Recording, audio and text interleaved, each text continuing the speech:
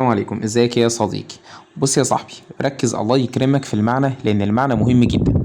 السؤال بيقول ايه؟ بسم الله. The man with a long mustache was space. The little boy ran away when he saw him. الراجل اللي عنده شنب كبير ماله يا مستر؟ was ايه؟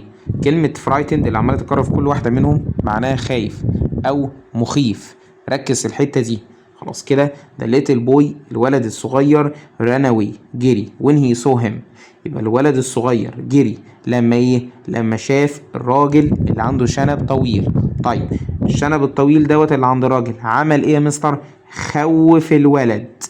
يبقى تاني اهو، الراجل دوت اللي عنده شنب طويل ادى الشعور والاحساس للولد الصغير. ادى الشعور والاحساس، يبقى بتحط مع الصفة اي ان جي.